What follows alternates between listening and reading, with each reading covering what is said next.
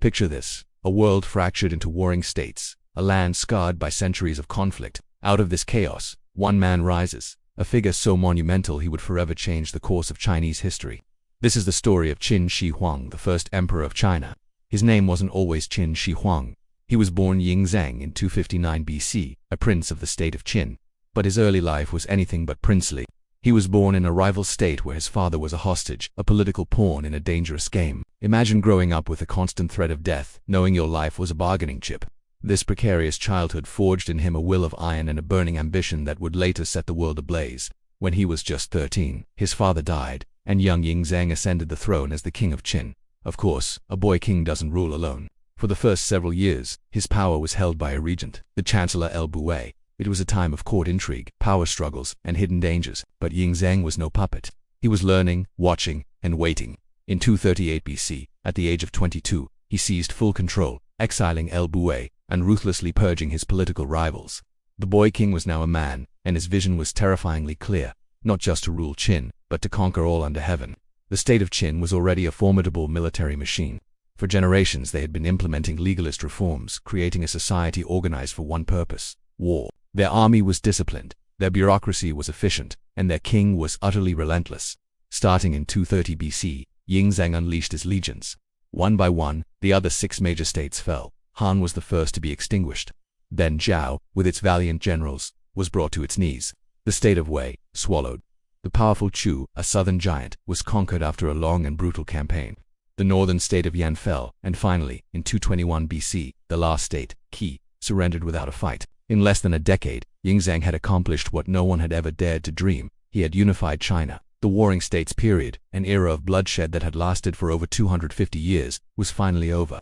But he wasn't content with being just a king. He wanted a new title for a new era. Combining the words for August and sovereign, he created a new title, Huangdi. He declared himself Qin Shi Huang, the first sovereign emperor. This wasn't just a name change. It was a declaration that he was more than a mere mortal king. He was the beginning of a dynasty he believed would last for 10,000 generations.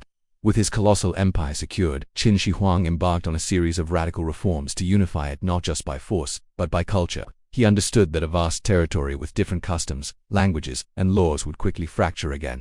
So, he standardized everything.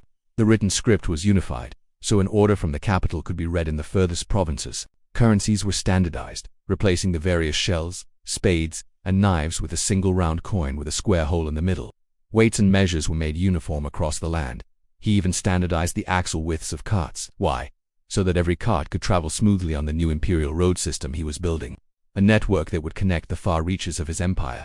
These weren't just administrative tweaks. They were the essential glue holding his new nation together. But the first emperor's legacy is a complex one, a blend of genius and tyranny. His grandest project is one you can still see today, a symbol of China itself, the Great Wall. Now, he didn't build the entire wall from scratch. He connected and reinforced existing walls built by the former states to create a unified defense system against the Zhongnu nomads to the north. It was a monumental feat of engineering, but it came at a staggering human cost. Hundreds of thousands of workers, many of them conscripts and convicts, were forced to labor in brutal conditions. So many died that the wall became known as the longest cemetery on earth.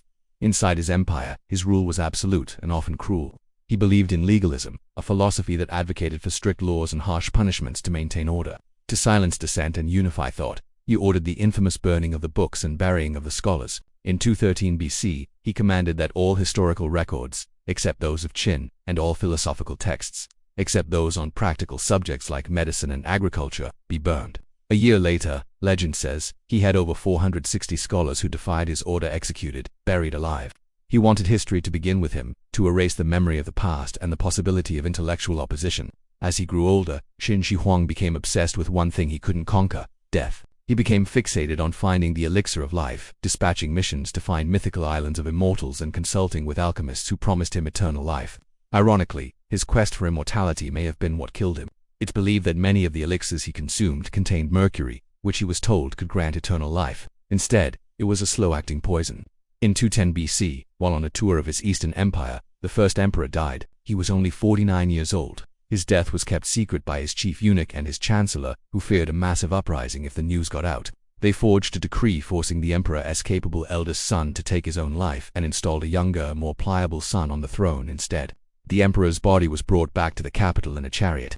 with carts of salted fish traveling alongside to mask the smell of decay. The dynasty that Qin Shi Huang believed would last for 10,000 generations collapsed just 3 years after his death. His harsh rule and the immense suffering he caused had bred deep resentment. Widespread rebellions erupted, and the mighty Qin dynasty was extinguished, replaced by the Han dynasty, which would rule for over 400 years.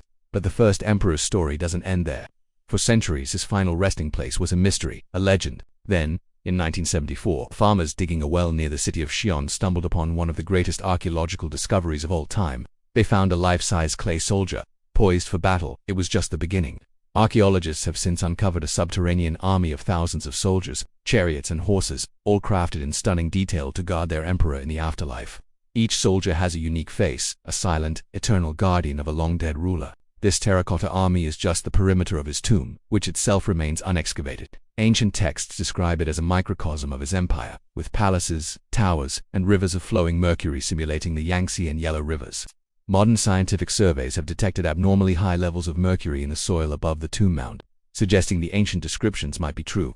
It's a treasure trove and a potential death trap that awaits future generations. So how do we remember Qin Shi Huang? Was he a visionary unifier who laid the foundation for the nation of China, or a brutal tyrant who ruled through terror and bloodshed? The truth is, he was both. He was a man of immense ambition who ended centuries of war and forged a single identity for a nation. But his methods were ruthless, and his legacy is forever stained by the suffering he caused.